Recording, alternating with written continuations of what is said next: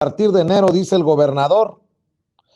El gobernador de Nayarit, Miguel Ángel Navarro Quintero, anunció que Santiago Nieto Castillo, ex titular de la Unidad de Inteligencia Financiera, se convertirá en asesor del gobierno de aquel estado a partir de enero. Y cito, ya hubo 2 contrataciones que se van a reflejar en el mes de enero, dijo el mandatario de Morena en conferencia de prensa.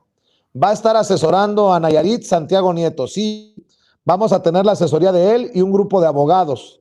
Estuve con él planteando algunas cosas que para mí es muy necesario reordenar las instituciones públicas, el manejo de los recursos, su transparencia y su vinculación a través de órganos de inteligencia que él conoce bien. Santiago Nieto, quien en algún momento fuera considerado uno de los hombres de confianza del presidente, luego de asumir la unidad de inteligencia financiera en diciembre de 2018, renunció en noviembre pasado tras la boda en Antigua Guatemala con la consejera electoral Carla Humphrey, a la que asistieron empresarios y altos funcionarios, algo que fue tachado de asunto escandaloso por el presidente Andrés Manuel López Obrador. Pues no se va de la cuarta transformación Santiago Nieto, como lo había adelantado aquí en Sin Censura, la entrevista exclusiva que nos concedió después de su renuncia, Manuel. De hecho, fue el 2 de diciembre esta entrevista después del evento en el Zócalo, ahora como asesor del gobierno de Nayarit. Pues, como lo mencionas tú, querido Vicente, pues aquí lo dijo en Sin Censura, solamente se van, solamente regresan los que se van y yo nunca me he ido. Bueno, yo creo que ese es el mensaje determinante para entender cuál va a ser el papel aún de Santiago Nieto en este gobierno de la Cuarta Transformación, que no solamente radica en un ámbito federal, sino, como ya lo hemos visto aquí, en un ámbito estatal como asesor de un gobierno de suma relevancia como es el del estado de Nayarit. Incluso hasta tiene su propio artículo en la Constitución mexicana, el estado de Nayarit, bastante importante. Ahora, Santiago Nieto, al igual que muchos otros colaboradores, poco a poco se ha ido entendiendo este paradigma para la administración y la función pública, cómo es que se van desenvolviendo dentro de las nuevas reglas. Ya citábamos una declaración aquí del presidente López Obrador cuando Santiago Nieto hizo su boda en el extranjero, en Guatemala, y la tachó de escandalosa. Yo hasta el día de hoy sigo creyendo que no se trató de la boda en sí, sino del conflicto de intereses que representaba este enlace matrimonial, y parte de ello pues ya lo estamos empezando a ver con situaciones en torno al Instituto Nacional Electoral. Incluso el presidente, y eso es algo que yo considero sumamente positivo, difiere incluso de acciones que llevan a cabo pues representantes de otros poderes, justamente como Sergio Gutiérrez Luna, presidente de la mesa directiva de la Cámara de Diputados, en la que dice: no estoy de acuerdo con que se tomen acciones o denuncias penales en contra de Lorenzo Córdoba o de los consejeros.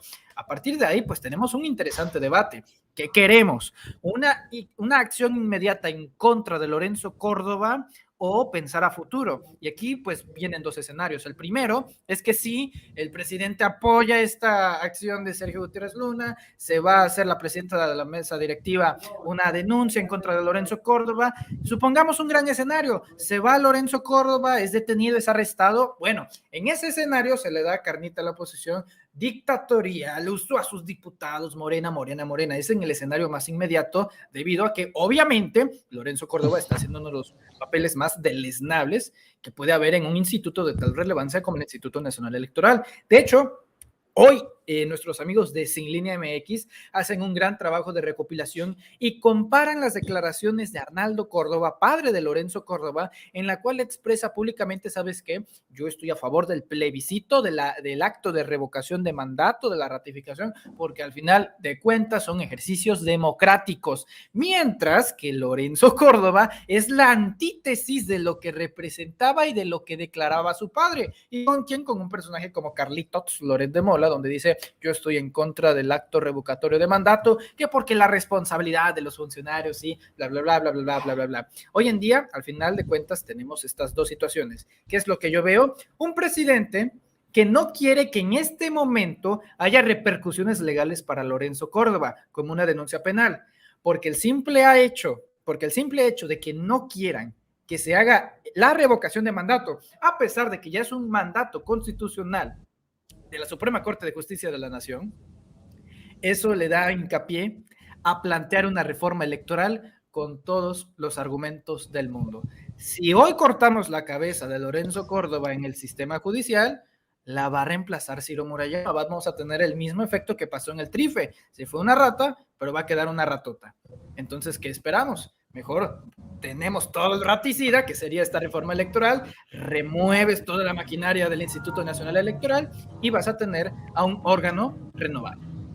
Así es, déjame saludar también para la mesa de diálogo a nuestro amigo José Alfredo Gutiérrez Falcón. José Alfredo, ¿cómo te va? Muy buenas tardes, muy buenas noches.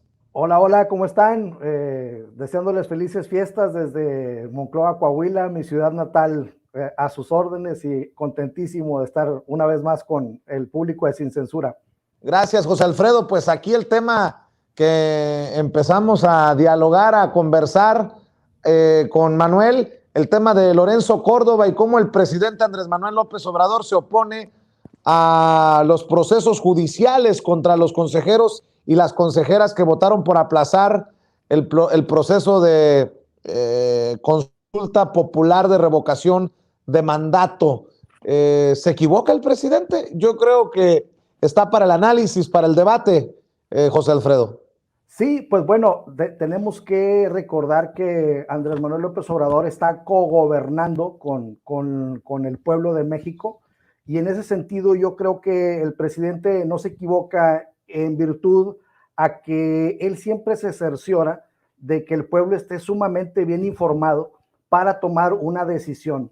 En este caso, creo que no hay necesidad de hacer una acción jurídica porque hay un mandato de la Constitución y hay una orden de la Suprema Corte de Justicia de la Nación y que la vuelve a reiterar, de tal forma que creo que no es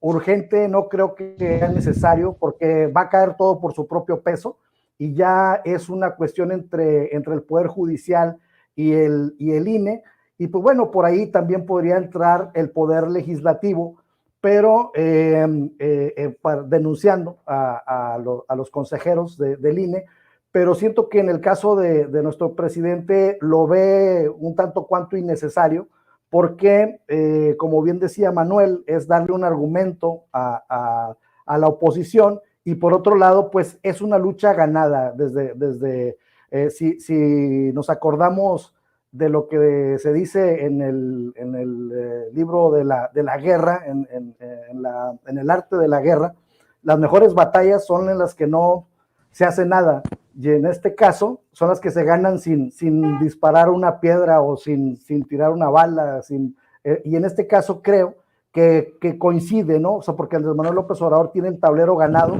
desde antes de empezar la batalla y no hay necesidad de hacer nada, porque creo yo que la revocación de mandato se dará en abril del próximo año, sin duda, porque ya la presión es de otro tipo, y Andrés Manuel López Obrador también le beneficia, porque pues crece la información del pueblo, crece la presión del pueblo, y él pues se dedica a gobernar en lugar de estar presionando a Córdoba y Murayama y sus secuaces.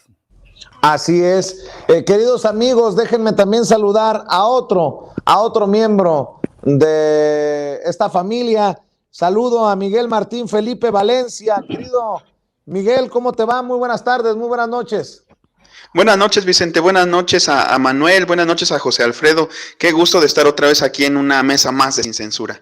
Oye, Miguel, ¿cómo ves que se siga con el proceso judicial contra los consejeros y las consejeras? O como dice el presidente, no darles más carnita. Yo creo que el presidente ha sido muy cauteloso en no crear mártires, en no hacer figuras de mártir en la oposición. Y fíjate qué feo, pero estamos contando como oposición al órgano rector de las elecciones. Fíjate que esto es inédito, ¿no? Es gravísimo, pero ya tenemos que contar como oposición al órgano que supuestamente debe ser el garante de elecciones limpias, de elecciones transparentes, de que sea respetado el voto de todos, y que ellos se dan su taco en todos los spots y en toda su publicidad. De hecho, habría que ver también eso, ¿no? ¿Cuánto no invierten en publicidad para darse su taco y decir que gracias a ellos las cosas en el país están bien? Prácticamente ese es el discurso de fondo que tiene el INE, ¿no? Que es un poco, pues a lo mejor que tiene aspiraciones demasiado altas, ¿no? Asume demasiadas cosas, asume que estamos nosotros, pues del lado del INE, entre comillas, y eso es lo preocupante, porque el INE no debiera estar del lado ni de la población ni de nada. O sea, el INE debería ser casi como algo abstracto de lo que habláramos solo en tiempos de elecciones. ¿Por qué tenemos que estar hablando del INE en estos momentos? ¿Qué necesidad me refiero para ellos? Precisamente porque ya no hay de otra. O sea, el INE ya es parte de la oposición. No lo podemos dejar de contar así. Eso es muy grave. Por eso es que se insiste en su saneamiento. Y por eso es que también el presidente, como lo inteligente que es, como la persona inteligente que es, pues sabe que si les da carnita precisamente, que si crea mártires, pues se va a echar todavía más encima, tal vez no a la opinión popular, pero sí a algunas personas que son capaces de pagar campañas publicitarias o campañas, digamos, de propaganda muy efectivas para hacer parecer al presidente como un autoritario. Y creo que curarnos en salud sería lo más importante, así como llevar a cabo ese primer ejercicio democrático inédito que es la revocación de mandato, y ya, yo tampoco les daría carnita y concuerdo en ese sentido con el presidente. Bueno, entonces déjenme pasar a otro tema